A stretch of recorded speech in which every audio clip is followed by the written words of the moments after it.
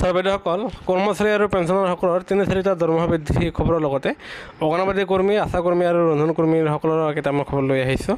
সেয়েহে আমি ভিডিঅ'ৰ প্ৰথম খবৰটো লৈ আহিছোঁ। সেয়া হ'ল জানুৱাৰীৰ পৰা আপোনালোকৰ দৰমহা বৃদ্ধি সেয়া কাৰ্যকৰী হ'ব বুলি এক বাতৰি যোগে প্ৰকাশ, যাৰ ফলত আপোনালোকৰ বৃদ্ধি হ'ব কেন্দ্ৰীয় আৰু লগতে ৰাজ্যিক কৰ্মচাৰীসকলৰ দৰমহা। কিয়নো এইবাৰ অষ্টম দৰমহা আয়োগৰ অধীনত আপোনালোকৰ দৰমহা আৰু পেঞ্চনসমূহ ৩৪% বৃদ্ধি পাব বুলি এক বিশেষ সূত্ৰই দাবী জনাইছে।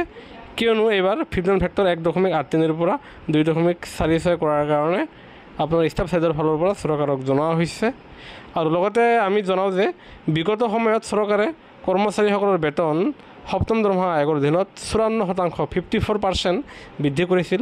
সেই হিচাপে এইবাৰ আপোনালোকৰ দৰমহা ৩০ৰ পৰা ৩৬%হে বাঢ়িব বুলি আশা প্ৰকাশ কৰিছে। আৰু এয়া জানুৱাৰীৰ পৰা কাৰ্যকৰী হ'ব বুলি এক বাতৰিযোগে প্ৰকাশ। ঠিক তেনেদৰে ৰাজ্য চৰকাৰৰ কেবিনেট সিদ্ধান্তৰ কেইটামান সিদ্ধান্ত আমি লৈ আহিছোঁ। সেয়া হ'ল গাঁও প্ৰধানৰ দৰমহা ৯,০০০ৰ পৰা ১৪,০০০লৈ বৃদ্ধি, অংগনবাড়ী কৰ্মীৰ দৰমহা ১৫০০ টকা আৰু সহায়িকাৰ দৰমহা ৭৫০ টকা বৃদ্ধি, ১ অক্টোবৰৰ পৰা অংগনবাড়ী কৰ্মীৰ ৮,০০০, আনহাতে সহায়িকাই ৪,০০০ টকাকৈ লাভ কৰিব। সত্ৰৰ উদাসীন ভকতে প্ৰতিমাহে লাভ কৰিব ১৫০০ টকা, শিশু উদাসীন ভকতেও লাভ কৰিব এই সুবিধা। আৰু মেট্ৰিক পৰীক্ষাৰ্থীয়ে প্ৰপত্ৰ পূৰণৰ পিছত পৰীক্ষালৈকে প্ৰতিমাহে লাভ কৰিব ৩০০ টকা। এয়া চাব সামান্য মাননি বৃদ্ধিত সন্তুষ্ট নহয় অংগনবাড়ী কৰ্মী সহায়িকা।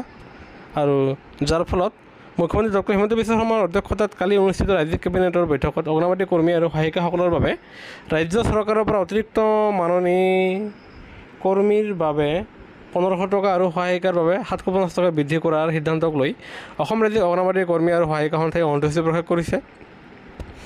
আৰু বিষয়টো পুনৰ বিবেচনাৰ বাবে সন্থাৰ ফালৰ পৰা তেওঁলোকে দাবী জনাইছে। আৰু ইয়াৰ বিশেষ সেইটো খবৰ।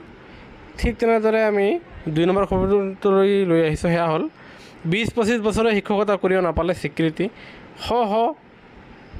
মৰ্যাদা বঞ্চিত প্ৰতিবাদী শিক্ষকৰ দিছপুৰলৈ অগ্ৰসৰৰ চেষ্টা। আৰু প্ৰতিবাদত উত্তাল চচলৰ আৰক্ষীৰ বেৰিকেড, গুৱাহাটীত প্ৰখৰ ৰ'দ, উৎকট গৰম, ঘৰৰ ভিতৰতে মানুহ থাকিবলৈ কষ্ট।